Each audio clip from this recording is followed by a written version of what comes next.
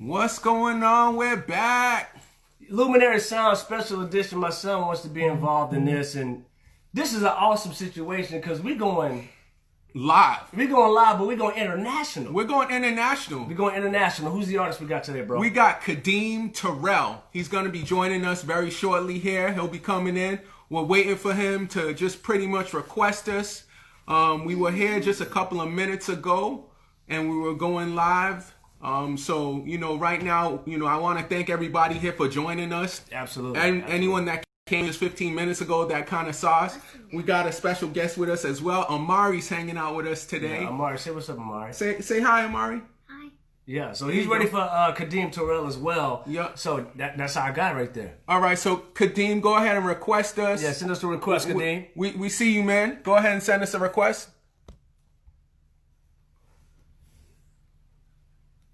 I see you, Kadeem. Just request us. How's everybody doing out there? I know it's a tough time.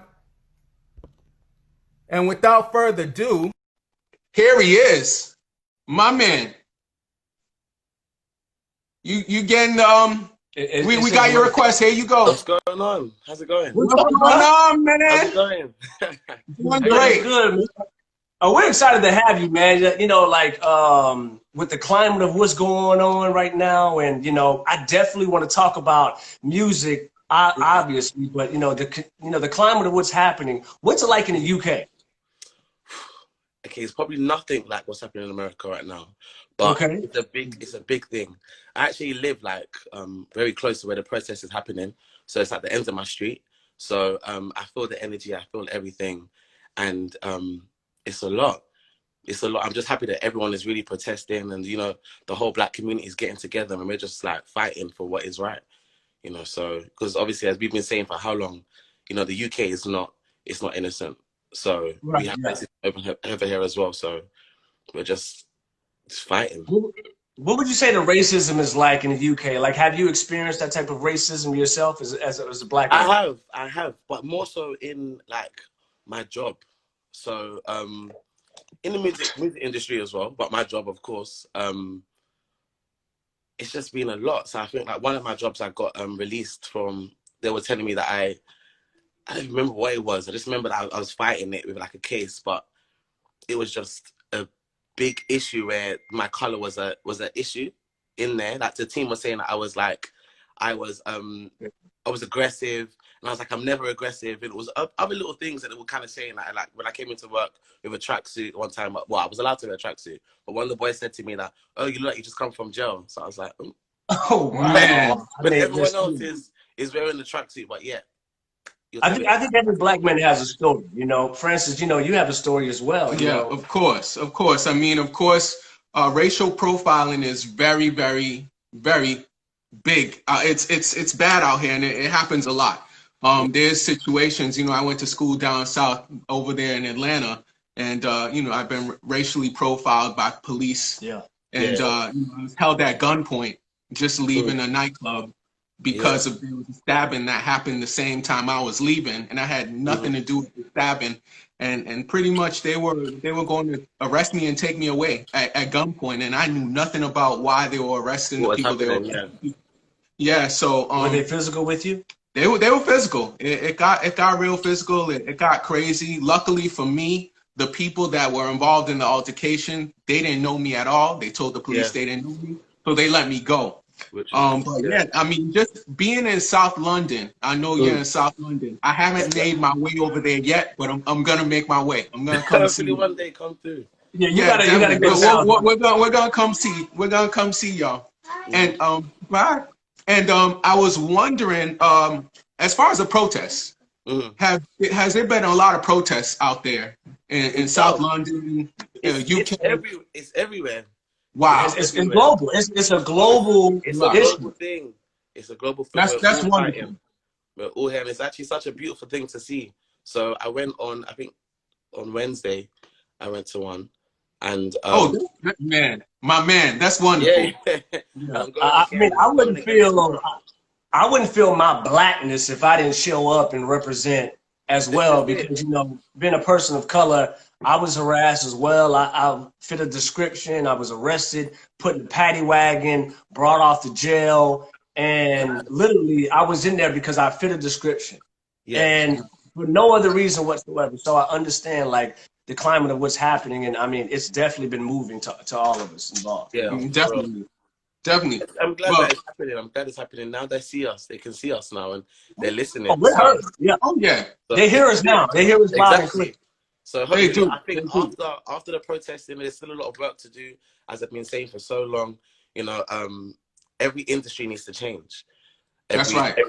The whole systemic racism, all of that needs to be broken down, and we need to start again. So, you know, I'm just hoping that after this protesting, the energy don't change. I want everyone to keep the same energy and just to keep on fighting for what is right. I'm not sure if you heard this, but Republic Records came out and they're eliminating the title. Yeah. So there's no more of a urban style music or whatever, and they said that's like a you know, step in the right category where we need to be. I mean, how do you feel about that? Like the title of urban artist. Do you know, to me, I've never really used the term, but when it comes to urban, it's like, what exactly do you mean by urban? So it's like they could say, you could be like, oh, it's a black sound, but I'm not too sure how I really feel. What's a black sound? So when it comes to music, there's a lot of things that you can really say, right? For me, there is a black sound. For example, there is like there's soul, and you know, sometimes the problem for me was that when another race was doing that, the music that we kind of started, the black soul, it started from right. I'm sure it was like Texas, I think it was, or Chicago, where soul kind of originated from. So, and then when another person is doing it, and it gets all the money, it gets all the attention, they get pushed to the forefront. So there is a black sound. There is a black sound. Everybody knows what that sound is. Do you know what I'm saying? Elvis Presley is like a really good example of somebody who took like that kind of rock and roll style and bluesy, and he started doing soul music as well. And you know, they call him the king. And I don't understand how you could be the king without being the originator. You know, so that's pretty interesting. But No, for sure. Segueing just and with us talking about music, I want to segue into your music because I heard your stuff and I said, man, this is a brother that is going to do some things. And I saw that.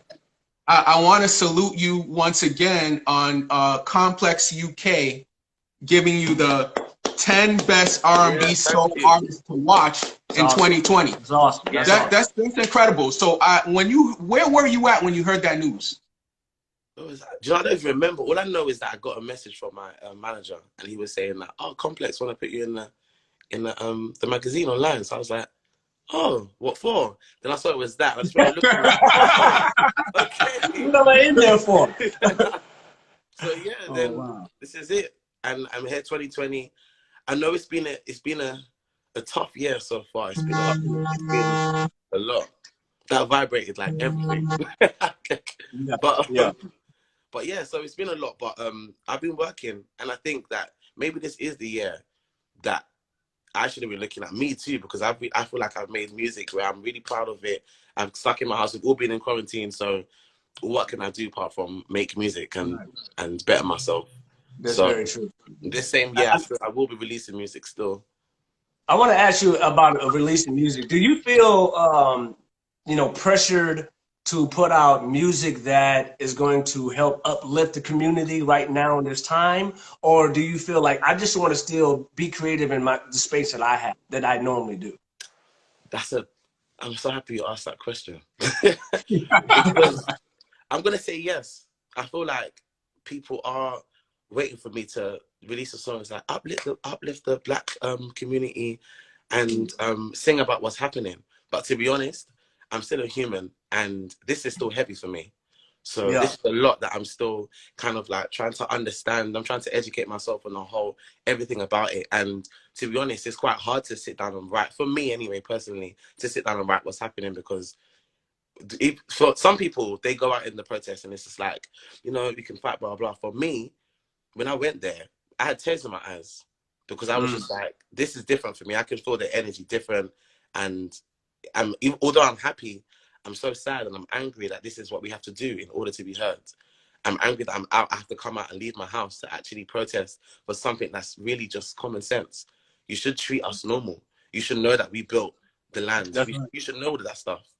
And so those are the things where my anger, my upsetness, should I say,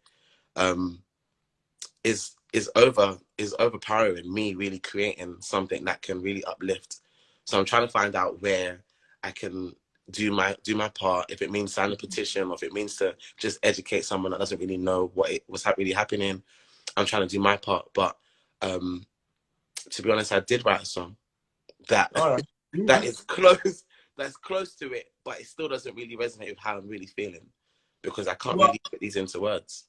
I feel like for everybody, like if you do just a little bit, it goes a long way. You know, for everybody to do a little bit around the world, and I think that's what is happening right now. You know, it's so interesting to see people that are not of color it's thrown in their faces.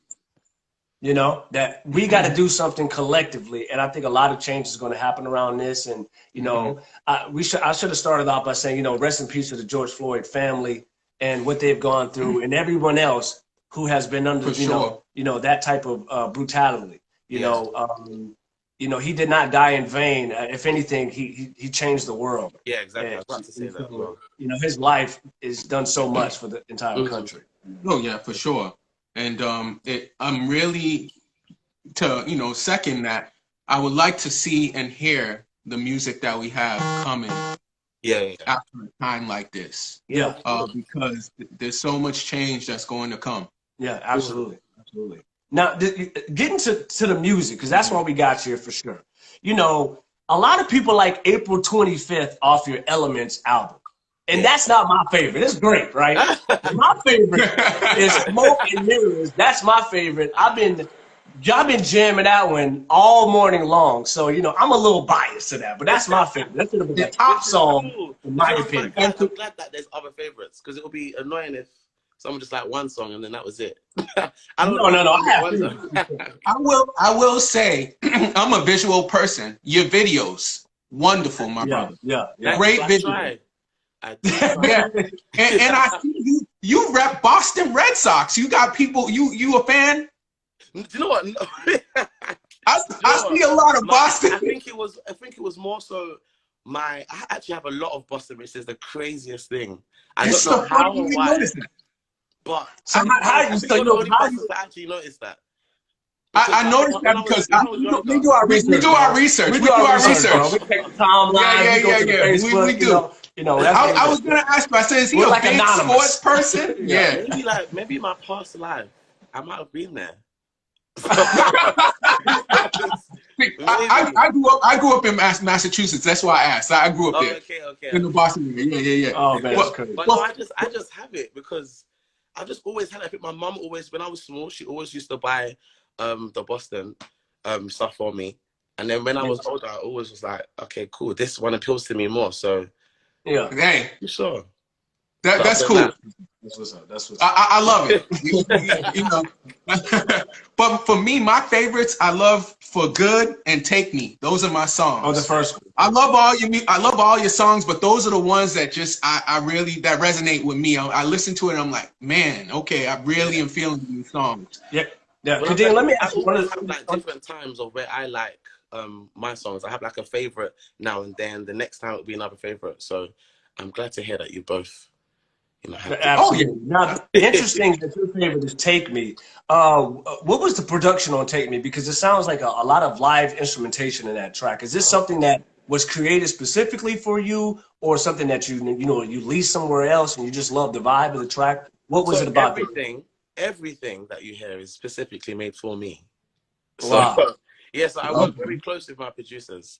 Shout out Sam Posner, who's on Smoke and Mirrors, your favorite, and then Baker Aaron is who produces most of the stuff that I do, and that is For Good and Take Me. So he loves to use live instruments.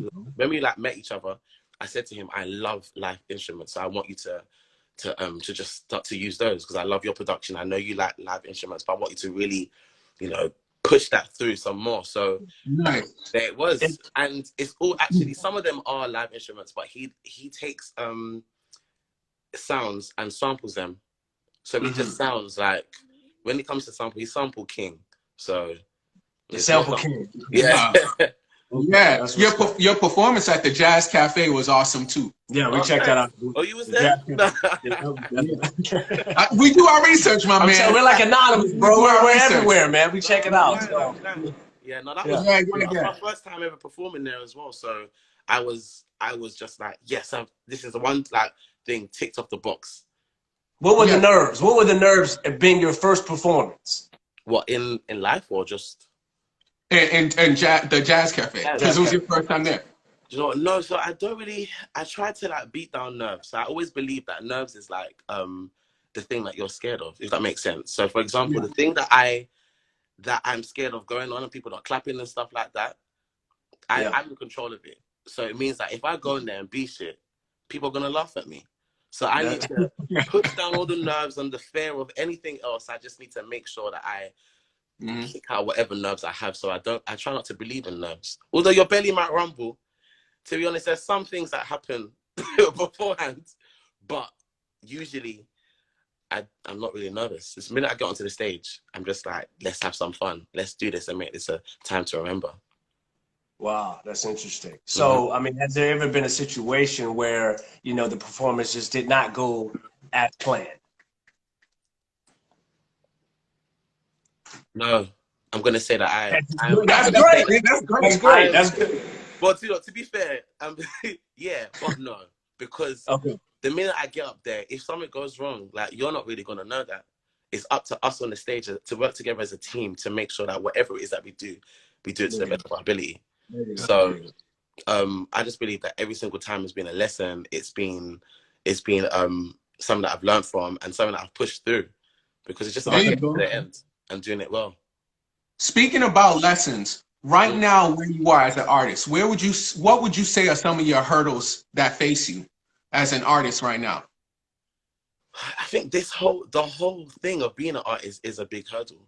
So I'm trying to jump over the whole, you know, accepting my sound and accepting that my R&B over here in the UK might not be loved as much as it is in America, or will be in America, should I say. It's funny you say that, because, not to cut you off, but I noticed that UK, when it comes to R&B, there's starting to be love here in the States. You got LMA, Georgia Smith, Leanne LaHavas. Yeah. I mean, even if you go into pop with Harry Styles and One Direction, you know, I noticed, I don't know if you could correct me if I'm wrong, because you're there, the UK is actually getting more love. So with you seeing that, is it more of, I got people that have my back that have broken through for me, so, you know, they've kicked in the door, so now I can just run through? Or you still feel like I still got to kick in this door? Like I got to kick through the door. Still got to, because really and truly, I think that the UK, I don't know what it is, but the R&B is not pushed as much like over here. Like in America, you guys love, and obviously it's a bigger country, so you know, there's a lot of places that that listen to R&B and all different types of genres. For sure. But over here, it's a lot, because then it comes down to the whole racism thing as well. Like, I don't really see a lot of my black people on my TV screen or listen to them on the radio. So it comes down to that kind of stuff as well. So it's not even that like we don't like it. It's just that it's not pushed. Because I know that there's a crowd that love the music. When you go onto Spotify, you can see the statistics. Like, you can see that a lot of the artists that do R&B, they're being played. So and I know that when I go to the other events and I watch other artists and I see them perform and their crowd and how they're loved, and even down to their Instagram, but yet it's still not pushed on mainstream. And then that's what I just don't understand. But, so what would you say is more pushed on mainstream? Would you say like I know the electronic music is big in Europe. Is it hip hop? Is it rap? What would you say? Over here, really and truly, mainstream, you only really see pop, to be fully honest. You have the pop music. And pop is still pop. You will have like a pockets of a few people who do grime and then something like drill would blow up, and then it would start to get the attention from there.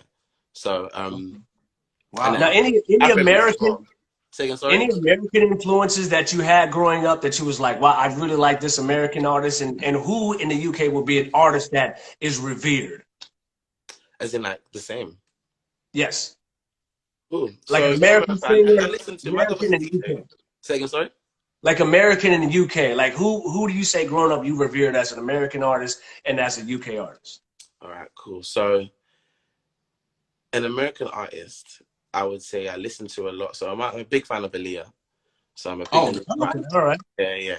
And also I listen to a lot of Tyrese. I listen to a lot of Donald Jones. I listen to a lot of Joe. I listen to a lot of Daniel Jones. That's my guy. You're R&B guy for real.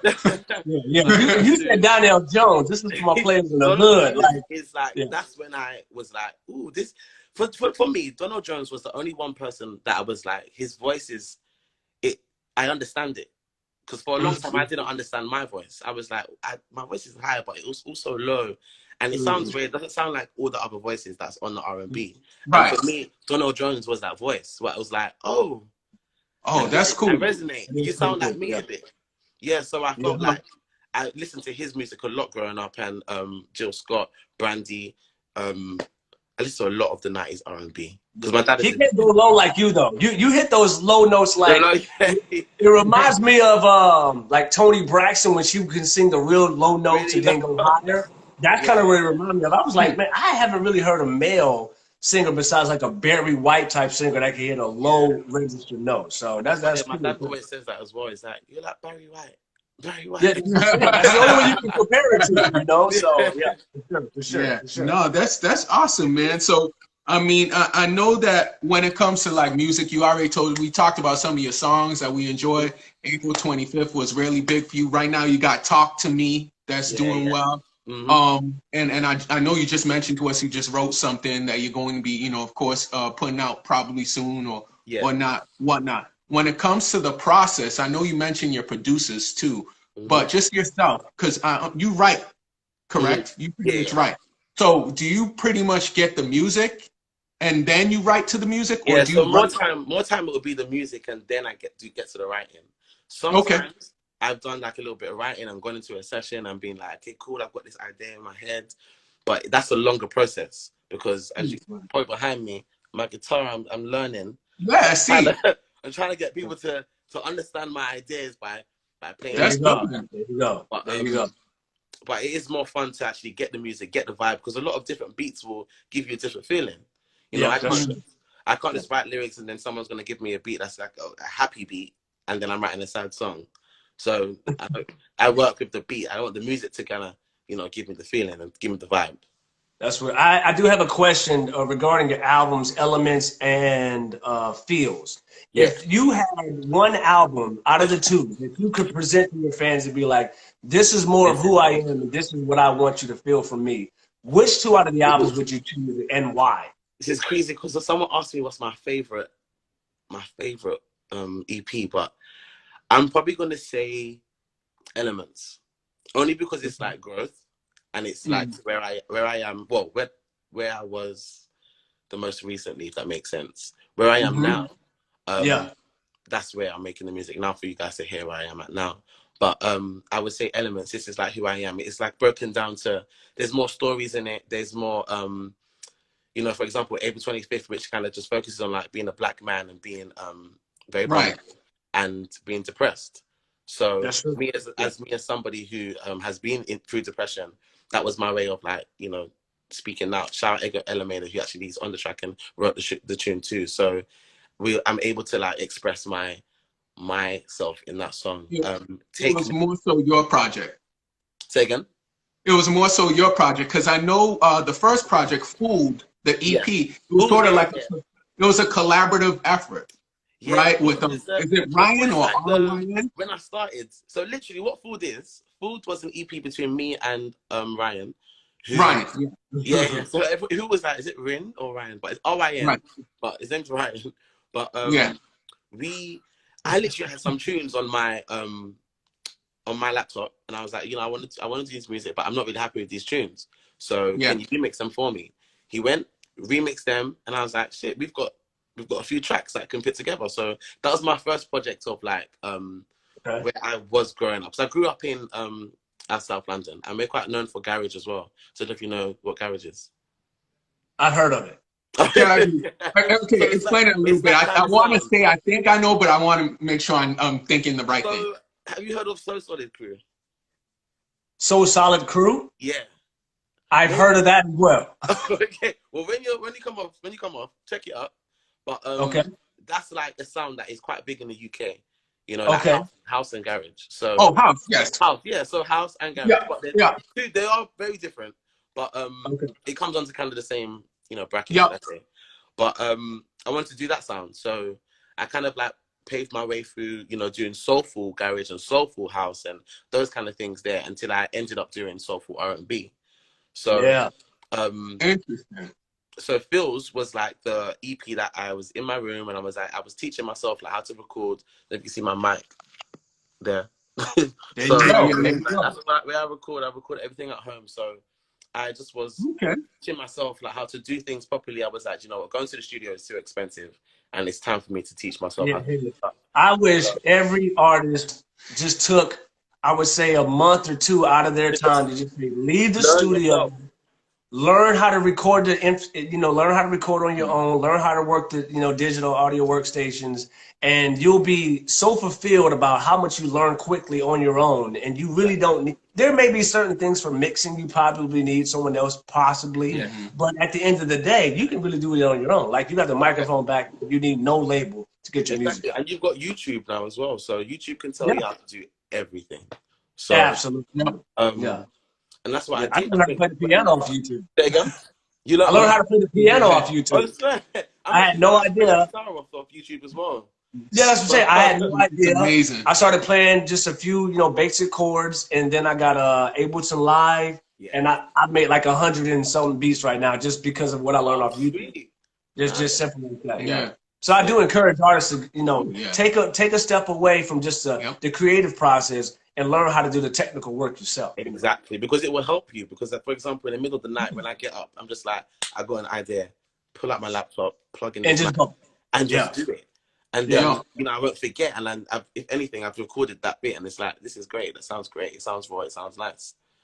So, do you have a favorite song that you wrote, produced, or created on your own? Anything that you don't produce.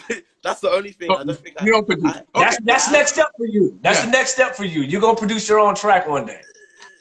You gotta do that. I don't know yet. It doesn't appeal to me. Like the producing, like the way that I want to be on that level by tomorrow. I want to be. Oh, okay, yeah. If I already know that my friends' passions and, you know, people I work with, that's their passion, and we work all together as a team, then cool. Yeah. What I can do, I can give you some ideas, and I can be like, let's co-produce, let's do a little bit of this, let's do a little of that. I got another question for you. How did the track with you and King come about? Oh, you've heard it. Fantastic. Yeah, I've heard it. I've told you, I listen to everything. So, me and King, we're friends, and we've been meaning to work for a long time. So he hit me up and was like, bro, we gotta work. So we went over to his studio, and he showed me that beat, and he showed me another one, and I was like, no, let's go to that one. That one, I can feel it. And then we just went, which he produced as well. He actually produced that. So King is a talented guy. Yeah, a lot of you that are watching right now, King is another R&B artist that's in the UK. He's dope. And I know of him because of you. Sick. Yeah, you put us on. But yeah, we just literally we wrote the track. I think the next time I came to the studio, the second time, and just recorded it, and then it was done. That's awesome. Yeah, that's very cool. The only thing is because that tune is very it's very nasty. So that's not what that's not really how I write usually.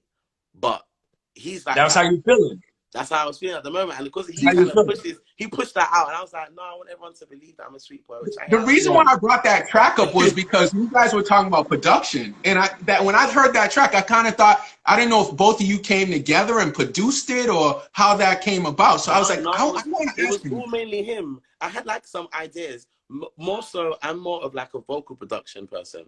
So every oohs and ahs and stuff like that, all those kind of things that you would hear, like all the background vocals, that's what I love to do. I love to layer and all that kind of stuff there. So Everybody can't do that, man. So that's dope. Everybody can't do it. Everybody can't do the layers and stacking. Yeah. If you can do that, that's dope, man. That's dope for sure.